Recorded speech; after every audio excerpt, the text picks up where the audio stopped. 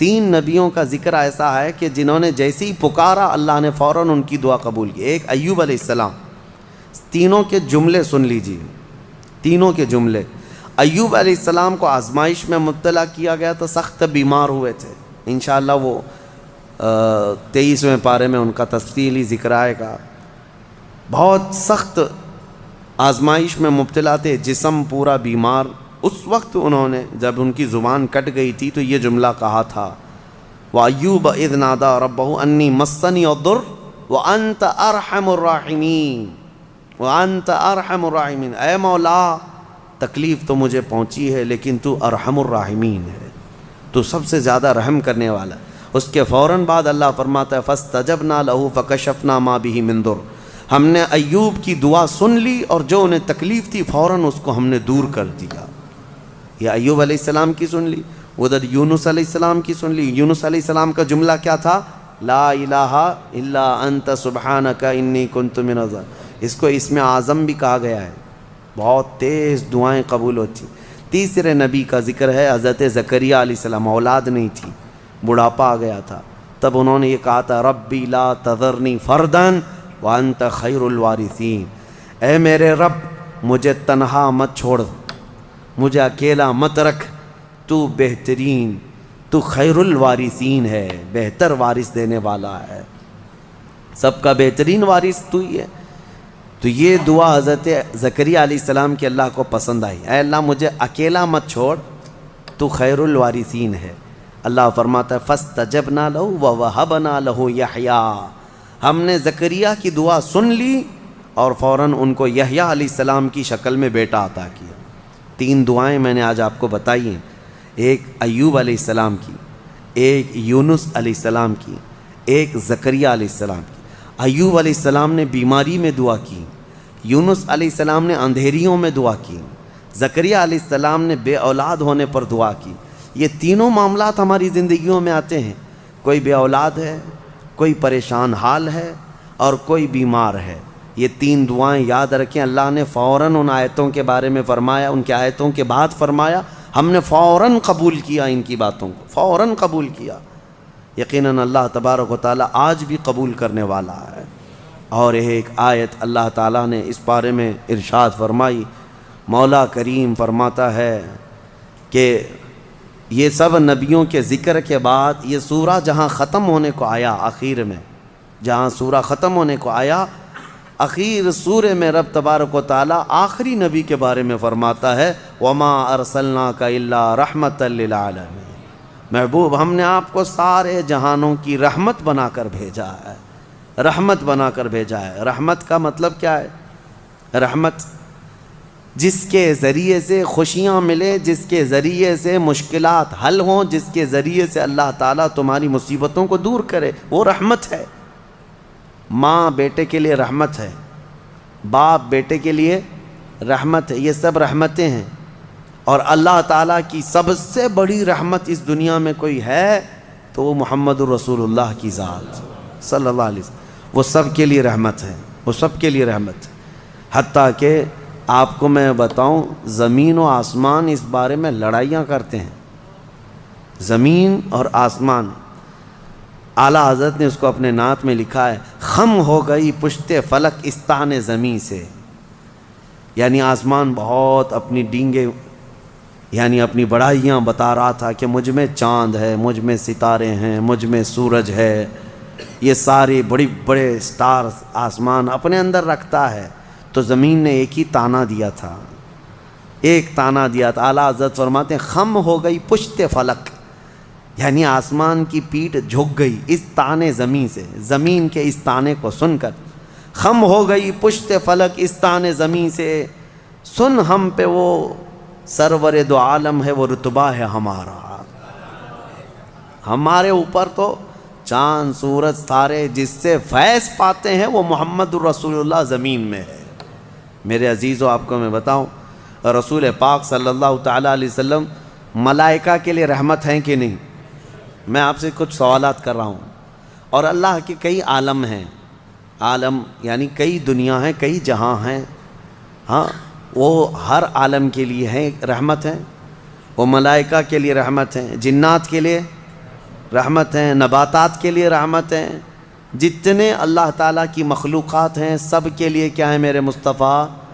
رحمت ہیں۔ شاعر نے بڑے اچھے انداز میں کہا ہے وہ ہر عالم کی رحمت ہیں، کسی عالم میں رہ جاتے یا ان کی مہربانی ہے کہ یہ عالم پسند آیا، یا ان کی مہربانی ہے کہ یہ عالم پسند آیا۔ میرے عزیزو، یہ قربان جاؤ میرے مصطفیٰ کریم کے اس روئے زمین پر کہ آقا ہمارے درمیان میں ہے، ورنہ وہ ملائے اعلیٰ میں رہتے، وہ فرشتوں کے درمیان رہتے، وہ جنتی حوروں کے درمیان رہتے، لیکن مولا رسول کریم صلی اللہ تعالیٰ علیہ وسلم کو ہمارے درمیان میں رکھا۔ یہ حضور کی اپنی پسند تھی اپنی امت کے ساتھ رہنے۔ اور یہ بھی میں آپ کو بتا دوں، قیامت کے دن کیا میرے نبی صلی اللہ تعالیٰ علیہ وسلم پچھلی امتوں کے لیے رحمت نہیں ہوں گے؟ آدم علیہ السلام سے لے کر عیسیٰ علیہ السلام تک کے ہر امتی کے لیے حضور رحمت ہے، سب کے لیے رحمت ہے، سب کا حساب حضور کی شفاعت کے بعد ہونا ہے۔ لیکن اس کے باوجود میرے آقا صلی اللہ علیہ وسلم قیامت کے دن اگر کہیں نظر آئیں گے تو وہ اپنے امتیوں کے بیچ میں نظر آئیں گے، ہمارے درمیان نظر آئیں گے۔ لوگ نبی پاک صلی اللہ تعالیٰ علیہ وسلم کے ارد گرد ہوں گے۔ عزیزان گرامی وقار، اب یہاں پر ایک بات میں عرض کرتا ہوں، ایک آیت میں پڑھتا ہوں، آپ خود سمجھ جائیں گے۔ 11ویں پارے میں یہ آیت گزر چکی ہے، میں ترجمہ بتاتا ہوں اور کس کی طرف اشارہ ہے آپ خود سمجھ لیں گے، پڑھے لکھے لوگ ہیں۔ اللہ فرماتا ہے قل بفضل اللہ وبرحمتہ فبذلک فلیفرحوا۔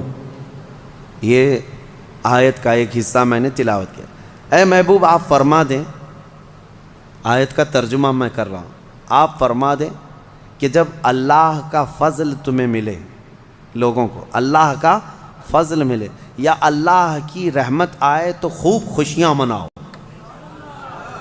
اللہ نے کیا فرمایا؟ جب اللہ کی رحمت تمہیں مل جائے تو خوب خوشیاں منائے۔ سنیو سمجھ گئے؟ قرآن کی آیت کہہ رہی ہے جب تمہارے پاس اللہ کی رحمت آ جائے تو، اب ہر ایک کو بات پتہ ہے اللہ کی سب سے بڑی رحمت اس روئے زمین پر 12 ربیع الاول کو آئی، تو اب جو ہماری خوشیاں منانے کا طریقہ ہے وہ قرآن کے مطابق ہے یا نہیں؟ قرآن کے مطابق اللہ نے فرمایا جب اللہ کی رحمت تمہارے پاس آئے تو خوشیاں منو۔ اچھا، اور دوسری بات، وسیلے کے متعلق کہتے ہیں کہ ان کے وسیلے سے دعا مانگنا جائز ہے کہ ناجائز ہے؟ بالکل، قرآن سے میں بتاتا ہوں، یہ بھی 11ویں پارے کی آیت ہے۔ اللہ فرماتا ہے فقالوا ربنا لا تجعلنا فتنة للقوم الظالمین۔ یہ پچھلی امتیوں کی دعا اللہ فرما رہا ہے پہلے کہ ان لوگوں نے کہا اے رب ہمارے، اے ہمارے رب، ہم کو ظالم قوم کے لیے آزمائش کا ذریعہ نہ بنا، ظالم قوم کے ہاتھ ہمیں مت چھوڑ دیں۔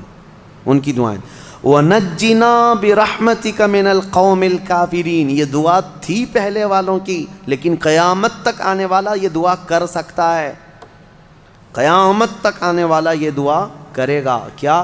وَنَجِّنَا بِرَحْمَتِكَ مِنَ الْقَوْمِ الْكَافِرِينَ، اے ہمارے رب اپنے رحمت کے وسیلے سے، اپنی رحمت کے وسیلے سے ہم کو کافروں سے نجات دے دے، اپنی رحمت کے وسیلے۔ اور رحمت کون ہے؟ قرآن میں یہ لفظ آیا ہے وَنَجِّنَا بِرَحْمَتِكَ، تیری رحمت کے صدقے، تیری رحمت کے وسیلے سے ہمیں کافروں سے نجات دے دے۔ قرآن میں خود اللہ نے سکھایا اور خود فرماتا ہے وَمَا أَرْسَلْنَاكَ إِلَّا رحمۃ للعالمین، محبوب آپ تو پوری دنیا بلکہ سارے جہانوں کے لیے رحمت ہے۔ تو رحمت کا وسیلہ لے کر دعا کرنا قرآن کا حکم ہے۔ بہرحال نبی پاک صلی اللہ تعالیٰ علیہ وسلم رحمت للعالمین ہیں، جو نہ سمجھ سکے وہ اس کی خام خیالی ہے، بد نصیبی ہے، لیکن الحمدللہ میرے مصطفیٰ اس روئے زمین کے لیے بھی رحمت ہیں اور قیامت کے دن کے لیے بھی ہمارے لیے رحمت ہے۔ اللہ کریم میرے مصطفیٰ کی عاشقوں کی جماعت میں زندہ رکھے اور ان کے سچے عاشقوں میں ہی ہماری موت عطا فرمائے۔ سورہ حج کا بھی تذکرہ آیا ہے کل کی سورہ میں، جیسے سورہ کہف سورہ طٰہٰ اور سورہ کہف وغیرہ جو ہم نے تلاوت کی تھی، اس میں بہت ساری چیزیں، کئی لوگوں نے ہم سے سوال کیا ذوالقرنین کون تھے، کیونکہ یہ سوال یہودیوں نے حضور سے کیا تھا۔ اور پھر دیگر کچھ چیزیں. دیکھیں میں آپ کو ایک بات بتا دوں, یہاں مختصر سا وقت ہے, تھکے ہوئے لوگ ہیں, تراویح کافی 1.5 گھنٹے تک 2 گھنٹے تک پڑھتے ہیں, پھر میں آپ کو اتنی دیر تک پکاتا رہوں, یہ بھی مناسب نہیں ہے. میں یہ چاہتا ہوں کہ مختصر انداز میں آپ کو جو اہم پیغامات ہیں وہ مل جائیں. پوری تفسیر سننا ہے تو پھر تفسیر آپ کو پڑھنا بھی چاہیے. میں پوری تفسیر تھوڑی نہ بیان کر رہا ہوں. اور آپ کو پتہ ہوگا ہم تفسیر کر رہے تھے, تقریباً 7 سال میں نے تفسیر کیا الحمدللہ. 7 سال میں صرف ہمارے 5 پارے ہوئے تھے. قرآن کی تفسیر کے 5 پارے بھی میں نے پورے مکمل نہیں کیے.